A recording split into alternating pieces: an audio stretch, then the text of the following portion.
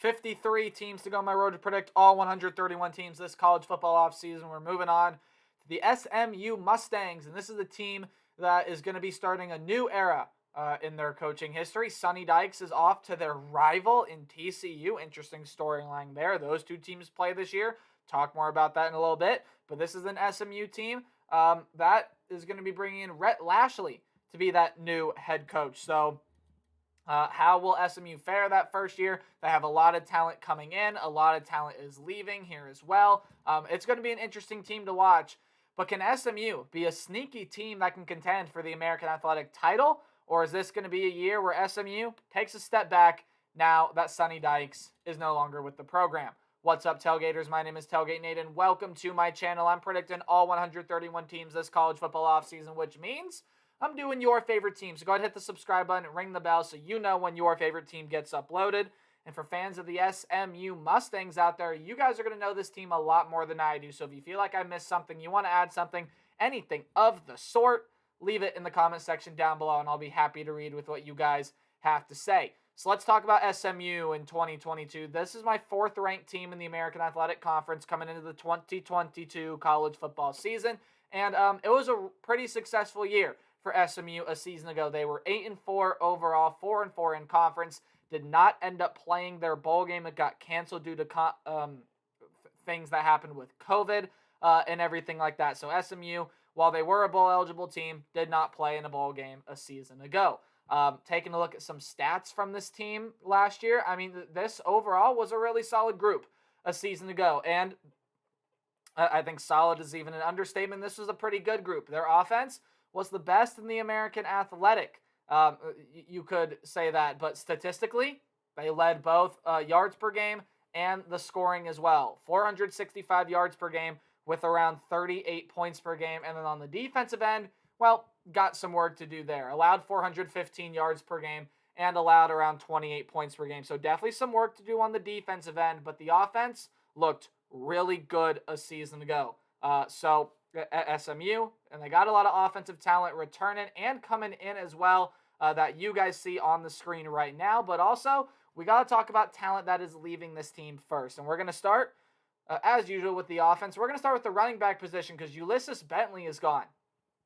He had 90 reception yards a season ago with a touchdown, but was this team's second leading rusher with 610 yards and 4 touchdowns last year. So you lose that production. He transferred out of the program. Reggie, Roberson, and Danny Gray, 2 of your top 3 receivers from a season ago, are gone. Danny Gray, 803 yards, 9 touchdowns, both of which led the team. And then Reggie Roberson, 625 yards and 6 touchdowns a season ago.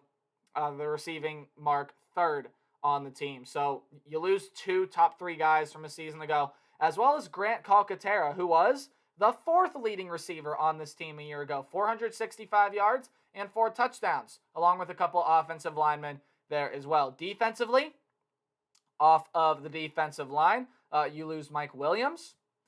Mike Williams, 30 tackles, had a sack a season ago there as well.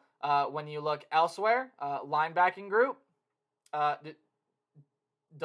Delano Robinson is gone. Sorry, I had to find my place. But Delano Robinson is gone, 78 tackles. That led your team a season ago. You lose that production, as well as Shane Haley. He is gone, had 56 tackles, half a sack. So you lose his production there as well. And then you also lose Richard Moore. So a couple pretty key guys there being gone off this team at the linebacker position. And then Trevor Denbo, a defensive back, is gone. Had 40 tackles, 2 passes defended, 2 interceptions a season ago, and was pretty good for this SMU team. So you lose a lot of talent on the defensive end, on a defense that wasn't particularly exciting a season ago, but still was pretty solid there. On the offensive end, coming back for SMU, well, there's just a lot of talent coming back and coming in for this team. But it starts with the quarterback position, right? Tanner Mordecai is coming back. The former Oklahoma transfer had an incredible season for the Mustangs a season ago. 3,628 yards, 39 touchdowns, 12 interceptions, was also the team's 4th leading rusher, had 202 yards and 2 touchdowns to his name. Tanner Mordecai is a pretty darn good quarterback. You could make the case for why he is the best, if if not, or one of the better, if not the best quarterbacks in the American Athletic. He put up tremendous numbers last year, cut back on that interception number a little bit, and you're definitely going to be looking at still a pretty good SMU offense as long as Tanner Mordecai's at the helm. Running back wise, you get Kamar Wheaton, which is a huge transfer over from Alabama, but also your leading rusher Trey Sidgers is coming back, 727 yards and 9 touchdowns. Again, I apologize if I mispronounce any names, but Sidgers, Wheaton, going to be that 1-2 at the running back position. When you look at the wide receiver position, Rashee Rice comes back. He had 670 yards and 9 touchdowns the season ago, second leading receiver on this team. Otherwise, Jordan Curley coming back for this team. And then you have a plethora of wide receiver transfers coming in.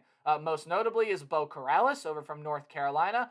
You also get Theodore or Teddy Knox over from, I believe, Mississippi State. And they were supposed to have Joshua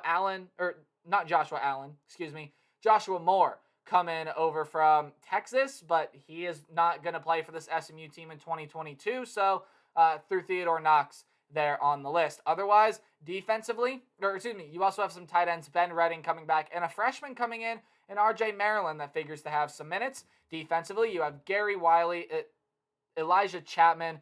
Your sack leader is also coming back in DeVare Levelston. He is not on the list, probably should be. Led the team with 6.5 sacks a season ago. Linebacker Isaac Slade Matautia comes back, as well as linebacker Jimmy Phillips, who was your second leading tackler a season ago. In the defensive back room, you have Chase Cromartie, Brian Massey, Jahari Rogers. Rogers had 8 passes defended last year. Massey had 6. A lot of talent coming back for Rhett Lashlee on this team. And, again, this team did pretty well in the transfer portal. Linebacker-wise, they bring in Shannon Reed. He's a transfer. Chris Adamora in the defensive back position. So there's a lot of nice talent being fed in to this SMU team in 2022, along with what they have coming back. But the schedule this year for SMU, there are a couple tough games here on this SMU schedule. When you take a look at the non-conference play, it is their first 4 games. You got to play on the road at North Texas. Not going to be an easy game. North Texas, yes, they started off slow last year, but eventually pushed their way into a bowl game a season ago. So North Texas, a team to watch out for from Conference USA this year. Lamar, you get them at home. Probably you figure you should be able to beat Lamar. And then 2 Power 5 teams here on the road at Maryland. That's a Maryland team that's going to have a really good passing attack this year. Got a great quarterback, a lot of nice weapons. And then, of course, the rivalry game against TCU. And they're going to be facing their former head coach in Sonny Dykes. So a lot on the line mentally and physically there. When you look in conference play, you got to go on the road to play UCF, Tulsa, South Florida, and Tulane. And at home, you get to play Navy, Cincinnati, Houston, and Memphis to cap off the year. So let's talk about SMU football, do a little bit more of a deep dive. Again, North Texas, not going to be an easy team, not going to be a pushover team by any means. You got to stay strong when you go on the road to play North Texas in week 1. But then the 2 really interesting non-conference games on the road at Maryland, at home against TCU. And both of those games are going to be very, very interesting. Maryland, TCU are going to be 2 teams that are jockeying right around that bowl game position mark. And both of them are potential sleepers in their respective conferences. Maryland, with as dangerous of a passing attack as they have, with Tagovailoa coming back at quarterback. They have a lot of fantastic weapons in the wide receiver room. The only thing is that defense for Maryland's got to get better. Expect a lot of points when SMU goes to College Park and plays that game. Otherwise, TCU, and you get them at home. I'm actually leaning towards TCU there in that game. I do like what TCU has. I'm a little higher on this TCU team than most. I think they can be pretty good in the conference, so or in the Big 12, I should say. So again, battle for the Iron Skillet. Always got to watch out. That's a tough and fun game to watch. That's going to be an interesting one. And then when you get into conference play, you have to play probably the 3 best teams in the conference. On the road at UCF, Cincinnati, Houston are all on the schedule. Good thing is, you get Cincinnati and Houston both at home. Thinking is, you probably might be able to pull off an upset in one of those games, but you also could be upset somewhere down the line when you look at some of their road games. I mean, South Florida, that's a team that made a lot of improvement this year. Still don't think it's going to lead to bowl game status, or at least not in my mind quite yet, but To a lot of people in that area, South Florida is a team that's going to make a lot of improvements. Same thing with Tulane. That was an abysmal team last year. They're going to improve, and they're going to get better in 2022. Memphis still should be a solid team there as well. I don't do game-by-game predictions. I do a more percentage-based outlook. Tell me predict the team's record. So if the game's in red, just don't see you winning the game. If the game's in orange, I still don't see you winning, but it is college football, and upsets can happen. Yellow, your 50-50 high upset potential games. Games in yellow-green are games that you should win, but you got to watch out for teams on the other side of the ball. And games in green, I have you win. And so Lamar, Navy, probably should be able to win those games there, although Navy you could put in that yellow-green type game. In fact, it probably should be a yellow-green type game now that I'm looking at it now, but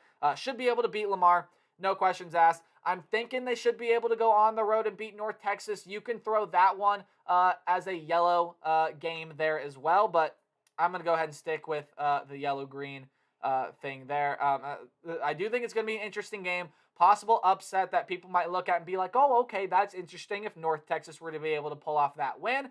And then if North Texas does pull off that win, maybe it leads to some disappointing results for SMU down the line. On the road at Maryland, I think that's just going to be a tough game for SMU to win. Same thing with that TCU game. I think it's going to be a really hard game for SMU to win that one. And then on the road at UCF there as well. It wouldn't surprise me to see SMU come out here and win their first two games. They're feeling good going into College Park. Maybe they lose a close game at Maryland, and then they go next week, stay at home, and lose to their rival TCU, then lose on the road against UCF before their bye week. I could see SMU at 2-3 going through their bye week. But I think they'll get stronger as the season goes on. I think Rhett Lashlee will figure things out. I think this offense will figure things out. I think this defense will figure things out. And I'm looking for them to pull off an upset down the line. And whether you have them beating Cincinnati or whether you have them beating Houston, I do think one of the two are going to happen.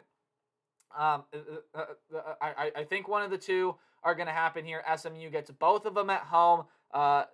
They're two teams that can jockey for position and probably are those two front runners to win the conference in 2022. UCF is another one of those that they have here on the schedule. But this is an SMU group that can pull off upsets, but can also be upset. Again, that road game against Tulane, you got to watch out for it. I'm telling you guys, Tulane is going to be a much improved team in 2022. That record from a season ago is just not indicative of the type of football that they played last year. They played a very close game against Oklahoma, seemed to go downhill from there. And it also is a Thursday game, that game against Tulane. So another reason to watch out for the Green Wave there. And then Memphis as well. Should be a pretty interesting game to end off the season. Overall, when I look at this SMU team, I do see a little bit of a step back, and a lot of that is coaching, not having Sonny Dykes, not having his mind, his coaching scheme back there. I think it's going to hurt this team slightly, and also the fact that this is just a harder schedule. But I like a lot of talent that's here. I like Tanner Mordecai at quarterback. I like the transfers of Wheaton, Knox, Corrales. I like a lot of their defensive players there as well. I got this team at 7-5. In 2022. Now, this team does have a lot of swing games or 50-50 games. Their floor, 5-7. Maybe losing Sonny Dykes and some of their better weapons from a season ago. Maybe going to be a little bit more of, maybe going to make a little bit more of an impact than we might think. However, I think this team has enough talent to where if Rhett Lashlee can get things figured out fast and this SMU team is rolling out of the gate, 9-3, I think is a strong possibility for SMU. But I'm going to sit them at 7-5, and maybe if they can pull some things together, I think they can be a surprise in the American Athletic without Sonny Dykes. But that's going to do it for my video on the SMU Mustangs. Please be sure you guys leave a like, comment, subscribe. Do anything you can to help support the channel. Means a lot to me. And remember to play hard, but tailgate harder. See all you guys in the next video. Goodbye.